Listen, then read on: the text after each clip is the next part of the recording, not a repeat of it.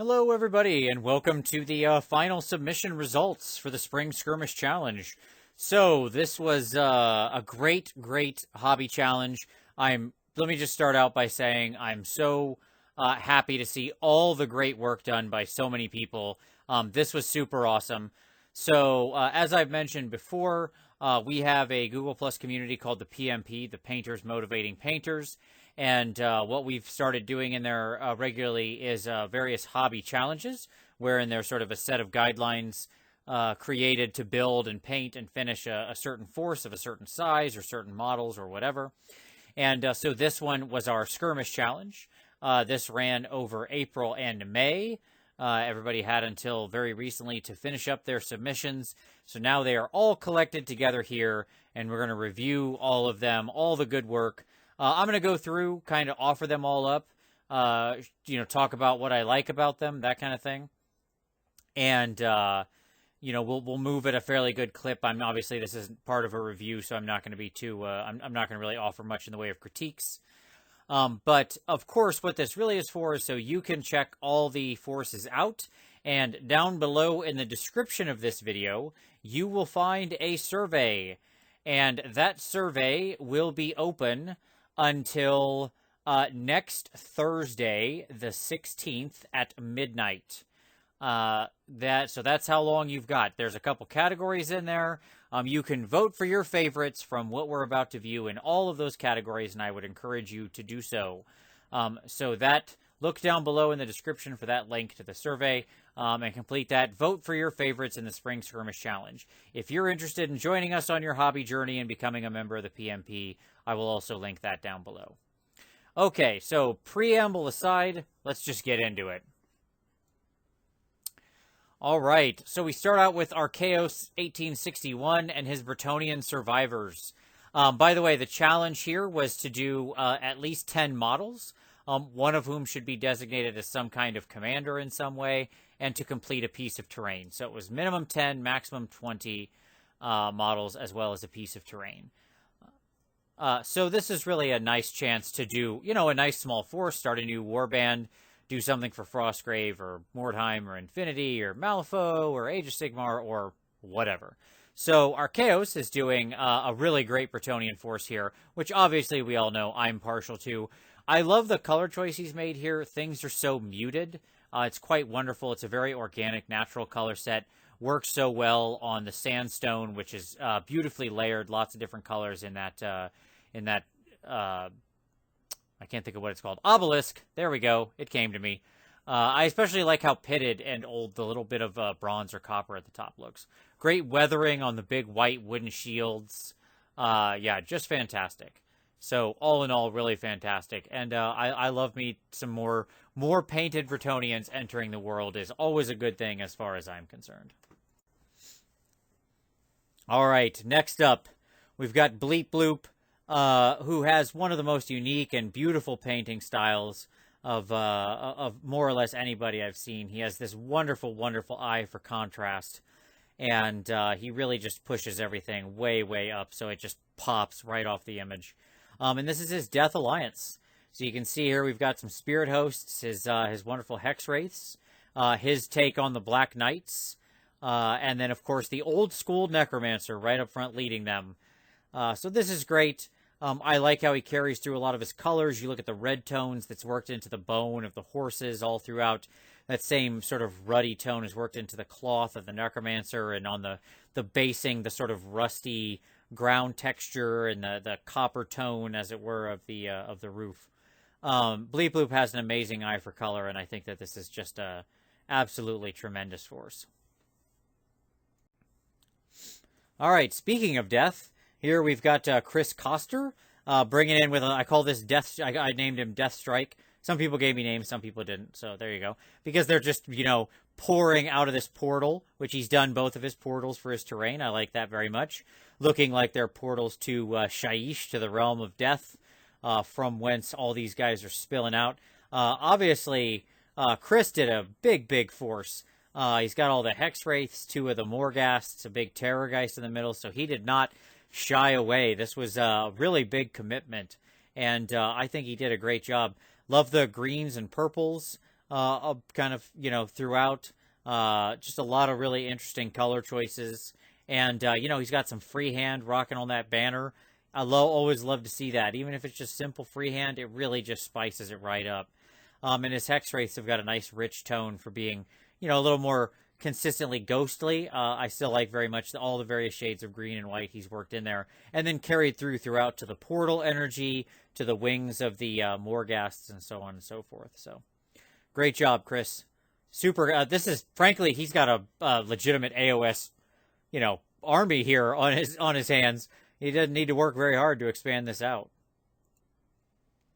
All right, Desmond Burke joined us super late in the challenge, so his submission wasn't huge, but it is pretty awesome. He joined up with some Moon Clan. He's got this big, giant, old piece of terrain. I don't remember what this thing is called. I'm sorry. I'm sure you're screaming it at your monitor right now, and I apologize. I can't remember it. And it's funny too because we're about to see it again right after this. But I love this piece of terrain. I really do need to get my hands on one of these big skull things. And he's got some great Moon Clan guys down there. Again, beautiful work on the banner, on the colors. Love the very nice little lava bases. I think the blue is a wonderful contrast to the black. All in all, super fun. I think Desmond had about 7 days to do this. So he really just had to work very quickly. And yeah, great work. Nice little submission of some old school night goblins joining up. Speaking of that piece of terrain, which I didn't remember before and I still don't now, Drunken Deer did up a big Frostgrave group, which I love to see. Maybe even two here, as a matter of fact. This might actually be two distinct Frostgrave forces. I don't know. I think it is. So I love this. These figs are from various different lines, obviously. Drunken Deer's never afraid to go wide-ranging for all of his figs, and I love it. I always see so many interesting miniatures he picks. And I love all the little, treasure chests and stuff he's got piled up in the back there. That's just fantastic. Everybody on nice snowy bases to represent Frostgrave. So, all in all, super fun stuff. And, if you haven't played Frostgrave, if you're a fan of, say, Mordheim or those kind of things, I would definitely highly recommend you check out Frostgrave. It's a great, fun, brutal, bloody skirmish experience. It's pretty great. All right, so here we've got Forge of Wonders, or Kieran, one of my fellow reviewers in the PmP. And you can see here he did up his Bayou Gremlins. I think the approach, when you see these guys, you got to be like, yeehaw! Because that's just how they feel. So we've got all the nice pigs. You can see them all rooting around in their slop. So many pigs. He's got a bunch of big old goblins. Or, they're not goblins, sorry, they're gremlins. They look like goblins. Obviously, Kieran does a great job with his skin tones. I love all the rich coloring across all the gremlins. And, of course, who doesn't love that pigapult right up top there? So that's pretty fantastic. And for his terrain, he's doing the old wooden lattice work from the Hobbit expansion there, and that's with a Goblin King group there, and it's pretty great because it also does look like it belongs sort of sticking up out of a swamp, which I thought was pretty fantastic because these in the Malifaux world this group is a bunch of backwards sort of swamp rednecks, and they're pretty fantastic. Beautiful work. Especially look at all the basing he did up front. Just such dynamic, exciting bases all throughout. Just wonderful. All right. So I don't know 46. When he heard that there was a challenge here, he went all in. This is the first of 3 forces he submitted. So that's super exciting. This is his Children of the Plague. We got some Blight Kings, the old Lord of Plagues model, and then, of course, some Plague Bearers. And the big piece of the Ophidian Archway. So I think he did a great job here, especially on a lot of the rotten skin on the Blight Kings. Very gross. Got a nice little conversion with a weird worm tail for that one Blight King. That's absolutely disgusting. And well done there.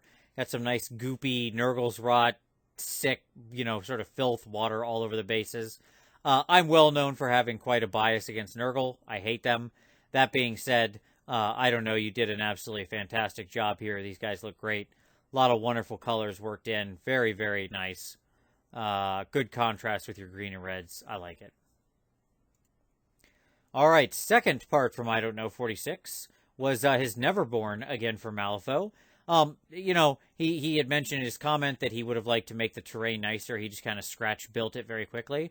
But what I'll say is, for some scratch-built terrain, buddy, I think it's perfectly great.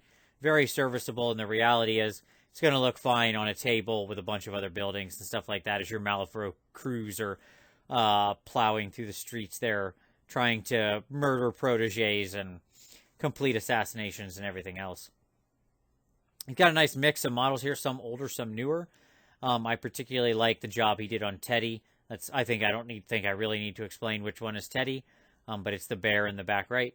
I really love what he did there with Teddy. I think he looks absolutely great. Looks like a big, ridiculous, murderous, cuddly teddy bear. It's fantastic. He went for the very naturalistic sort of teddy bear colors, like you'd actually see the stuffed animal, which to me actually makes it even more disturbing. I think that's fantastic. So, well done. And for his final, another Malifaux crew. So this is the guild. We got Lady J right up front. A lot of other guild members. The 4 on the left are from the starter box, and then everything else is the various guild crew. So these guys are so much fun. The guild, what are their names? The guys with the carrying their coffins, because their names elude me at the moment. And I'm gonna, again, you're shouting at your screen. I apologize. Guild, executioners, judges. No, I don't remember. I don't play guild. I'm sorry. But those guys are great. I see so many people paint these up because those models are just an absolute pleasure to paint. They're so wonderfully awesome and expressive. You've got the flames, you've got the coffins. They're in these incredibly dynamic poses as they're leaping and jumping around. And I Don't Know did an awesome job here on the whole blue-white flame. I've seen a couple people do that. I believe Sam Lenz won one of the group competitions a couple years back with a group of these of these guys done in a similar sort of color scheme. So you're in good company there. I Don't Know. I absolutely love how this group turned out. I think it's just fantastic. Great work on the leather, on the cloaks, and I love the piece of terrain he chose for this in the little hanging, the little hanging dais. I guess I don't know what that's called. The hangman's noose thing. Yes, that piece of terrain is awesome.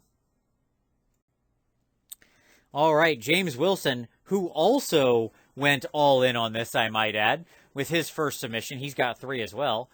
So this is his Bretonnian peasants, led by, of course, a noble knight on foot. He's using that old school knight on foot. So hard to get your hands on that model anymore. My goodness, that is rare, like just the most perfect pearl in the ocean. But he did a great job. Went for the super classic Bretonnian colors, the red and blue. I like how he's worked some more leathers and stuff into the peasants, so they look a little more kind of earthy and not as well off. But then he's got the Bretonnian sort of knight characters looking much more elegant. Got the bright gold mixed in there and stuff like that. So wonderful little force. Perfect for a game of Mordheim. So yeah, I love it. Great to see. As I mentioned before, there is never enough painted Bretonnians in the world. James Wilson's second one, which I will openly admit this is my favorite. And then I'm not trying to play favorites to anybody. I just mean this is my favorite of James' submissions. And that is his Call to the Possessed. I always had a soft spot in my heart for these Call to the Possessed models. They're so neat and unique in the history of Warhammer. There really wasn't any army that had figures like this between the weird sorcerers and their cultists, and the beastmen were super cool. The other guys up front that are kind of fuzzy in the picture, but the executioner dudes were cool. And then, of course, the ridiculous, half-demon possessed with their giant weird claws and tentacles and that kind of thing. All these are obviously metal because these were back from the late 90s. But they're just super fantastic models. And I love that he managed to put together this whole warband. I've looked a couple times, and every time I see them on eBay or whatever, they're quite ridiculously expensive. Yeah, so very well done, James. And, nice big terrain piece there, too. All right. And then James's final group, his human mercenaries from Mordheim, the Golden Dragons. Got the nice big mercenary ogre there mixed in. Nice blue color. Looks like a more organized force. Good simple conversions with the Skaven banner as the banner guy up top there. I like that. Well, he's also, of course, worked in a little Dwarf Slayer and some other unique character models to make his characters, actually his heroes, I should say, stand out, which is just fantastic. James did a really great job in these warbands of making the heroes really stand out from the sort of mooks, the henchmen. It just as in Mordheim and Frostgrave, you've got your special characters, your heroes as they were, who, matter and level and are harder to kill. And then you've got everybody else. And, boy, being a henchman in Mordheim, it's a rough gig. It's a rough gig. But great work on the old Golden Dragons here, James. All right, so now we've got John Tailby's submission. John did up, a nice range of miniatures from across a couple different lines and such. And with his K-Knight warband, and you can see him occupying their snowy tower. So John really reached, all over the place for different minis, for the different assassins and stuff like that, which I love. It really gives this warband a unique feeling and a very unique flavor to have all these different types of, dark elf figures in there. I also really like how he snowed up all the bases and the actual tower itself. I would imagine John, being also a Frostgrave player, is probably going to get a little Mordheim in with this, a little Frostgrave in with this. He's good to go no matter what he's doing. So, fantastic force there, John. All right, John Kreher with his Dwarven warband. Now, he did complete a piece of terrain, but I had a limit of I only include one picture per person. And his picture that had his troops and his terrain wasn't, you couldn't really see all the dwarves. And I wanted to make sure you could see all these dwarves because I think they deserve to be seen. John did a really good job on having the beards, all the different color to them. I think he's got some nice green tones on their shields and things like that. Plus, they've got some Santa colors in them, and I love that. We've got Santa Dwarf right up front leading us off. So I love the Santa warband of dwarves here. They want to bring, some toys to all the good little boys and girls of Mordheim, and some death to all the naughty. So they don't give you coal. They give you much worse. They give you beaten. But good job there, John. I really like how your dwarves came out. I think they look absolutely wonderful.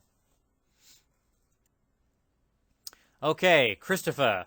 So I'm going to call you Chris because I know that's a fun way of saying Christopher, and I know you're Chris with a K. So we're just going to say Chris. Chris also hearkening back here to the old school by doing a Sisters of Sigmar force out of a bunch of different miniatures. This is, you can see there is some actual Mordheim figures in his total force. He's also pulled some things from Reaper. You can see a couple Reaper figs in there, and other ranges. And this is absolutely fantastic. He made up a couple nice pieces of terrain, just sort of scatter terrain to go around the board. And now he's got his Sisters of Sigmar force. I love the Call to the Possessed, but if there is truly one force that stands above the rest, in my mind, it is the Sisters of Sigmar. They are gorgeous models.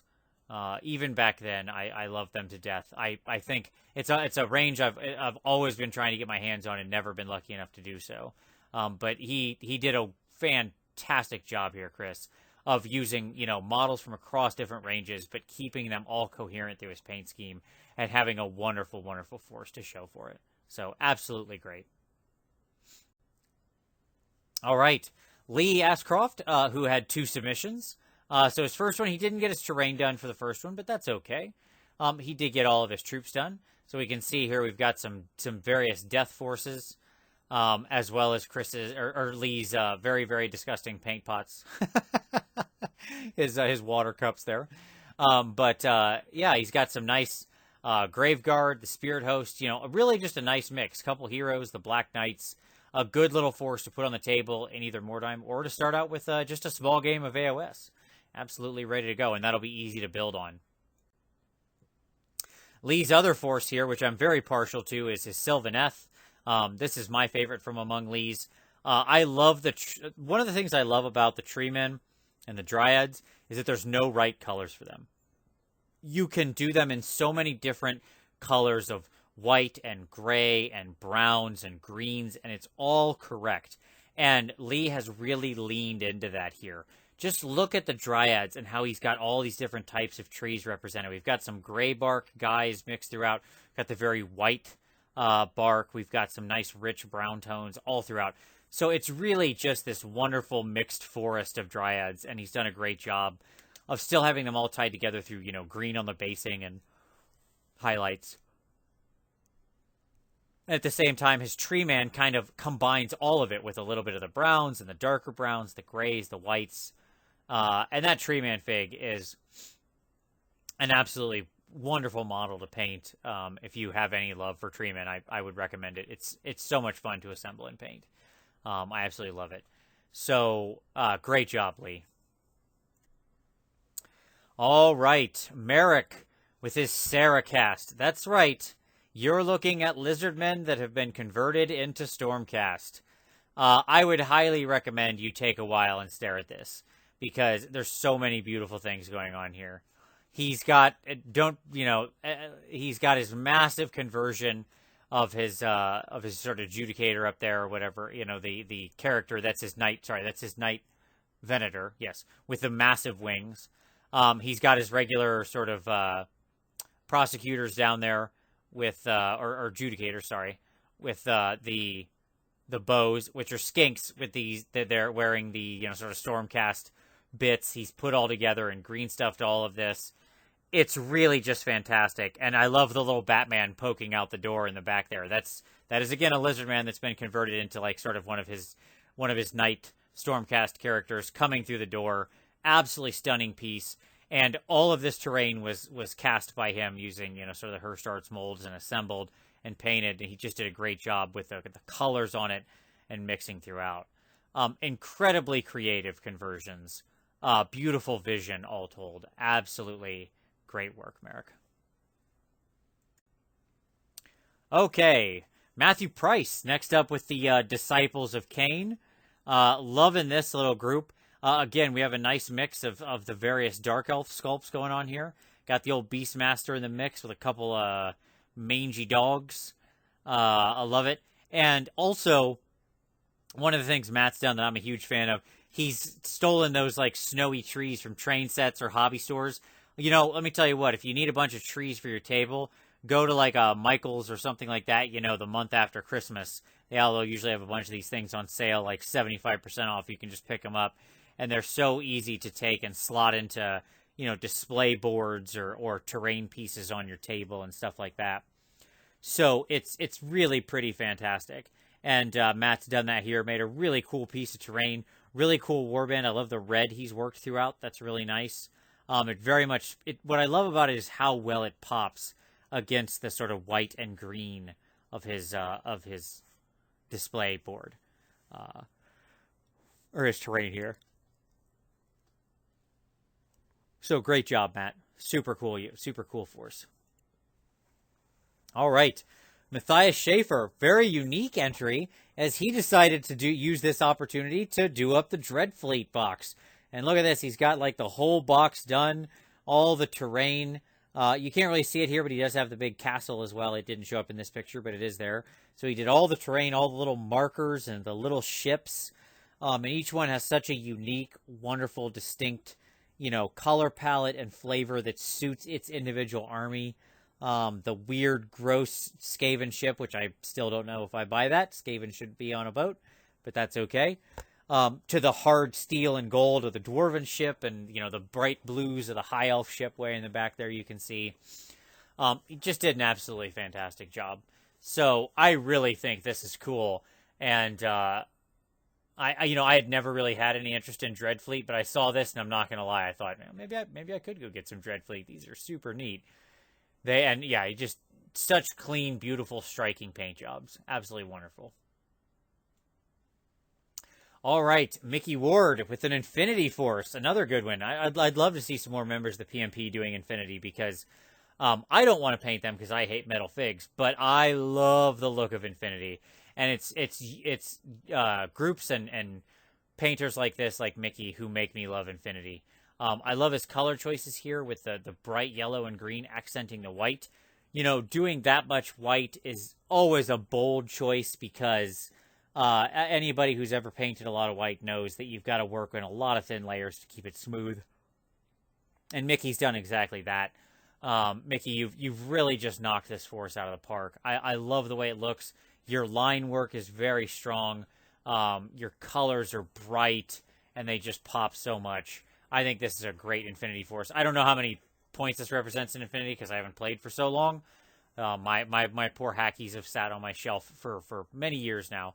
But however much this is, I hope it's enough to get a good game in, because if these beautiful models don't hit the table, it'd be a crime. All right, Paul Conti, again, keeping the Bretonnian dream alive.